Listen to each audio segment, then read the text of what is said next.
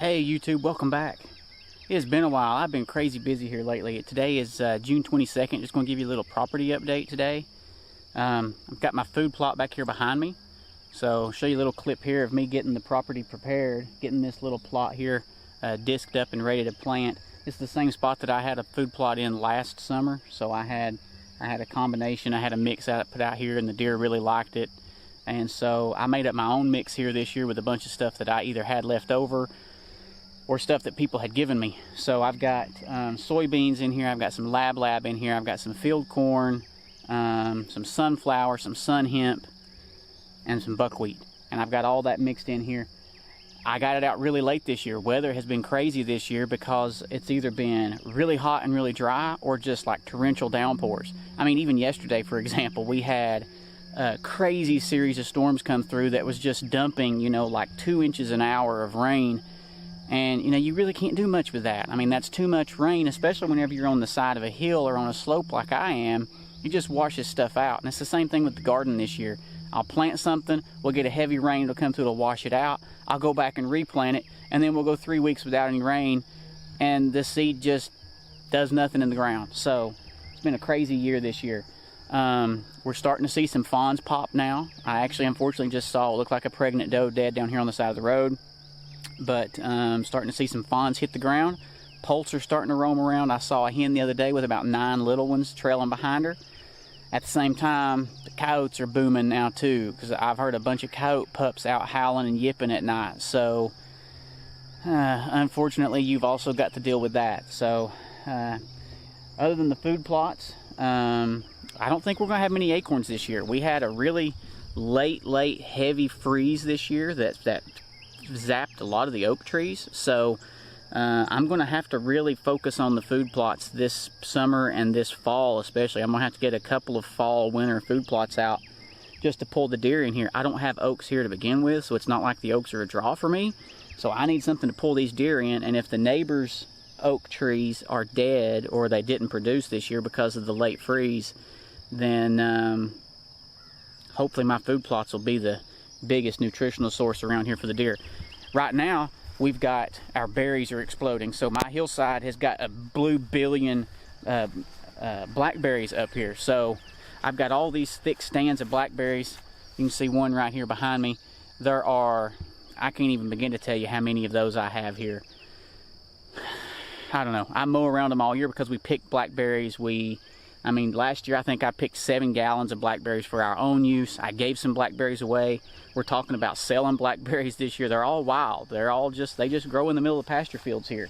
In addition to the blackberries, I've got some wild raspberries, wild black raspberries here that the deer also nibble on. The turkeys will get in there and nibble on them. We're not really seeing a lot of issues with the deer, anything in our gardens so far, thankfully. There's enough browse out here. The deer that I am seeing, they're browsing on the honeysuckle vines, or they're nibbling on the blackberry leaves, which is kind of strange to see them when there's so much other high quality, high value food sources around. It's a little surprising to see them nibbling on blackberry leaves. But you know, once the berries start coming in, then yeah, by all means I expect to see them hammering on those berries. And a lot of times I do. I will see them when I'm out picking berries in the mornings. I'll see the deer and the turkeys just walking along grabbing berries as they go. Haven't got a lot of trail cameras out so far. Only got 1 feeder out for the summer. It's not really picking up a whole lot of activity, probably because there is so much browse and stuff around the area here that the deer aren't really hitting it. The turkeys are hitting it, raccoons are hitting it, but the deer really aren't getting on it that much. So, not a whole lot going on right now. Just now getting started because of the weather and workload and everything throwing me behind schedule. The other thing I'm looking into right now, I wasn't expecting to go out west this year on a hunt because of some other things we had scheduled for this fall. Well, it looks like things may be opening up now a little bit, and my dad is really wanting to go back out west again. Well, we didn't apply. We missed the application periods early on.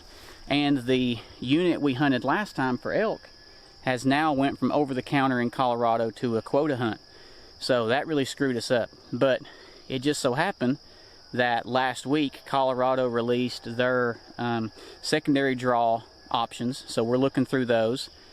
Sunday, Wyoming issued their leftover tag list. So we're looking through those for possibly maybe even a pronghorn hunt in Wyoming. And then yesterday, Montana issued their surplus license list. So if you didn't get in on a draw to go out west, or if you didn't know if you could go, in our situation we didn't think we could go, and now things look like they're opening up a little bit, then here's you a chance to get in there, get yourself in on a application for one of those leftover tags that all those states happen to have, and see if you can get in there. I've got to go through all the options.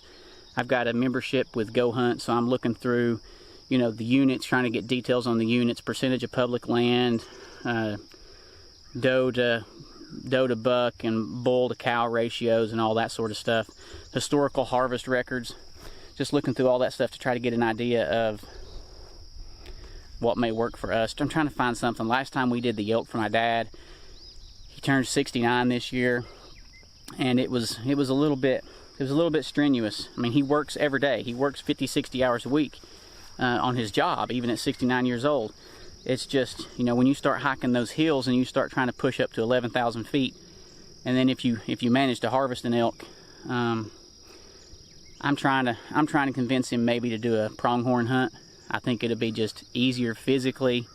There's like a 70% harvest success ratio or harvest success rate in the unit that I'm looking at.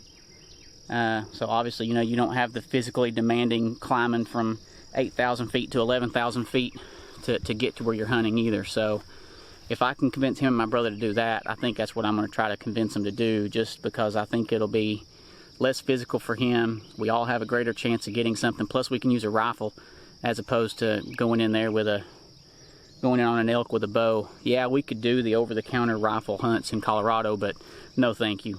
I've known several guys that have done it, and they've been trying to move in on a bull just to have somebody crack a 1,000-yard shot off across the ridge from behind them and shoot right over the top of them. No thank you. That's not my idea of fun. That's not my idea of safe. If I'm going to do a rifle hunt in Colorado for elk, it's going to be a draw hunt, not some over-the-counter where you've got 3,000 people running around thinking that they're a long-range distance shooter. That's just my opinion. That's my thought on it. My safety, my brother's safety, my son's, my dad's, whoever's, isn't worth getting out there just because somebody wants to prove that they can kill an elk at 1,000 yards. Just my opinion. You may think otherwise, but that's my thoughts.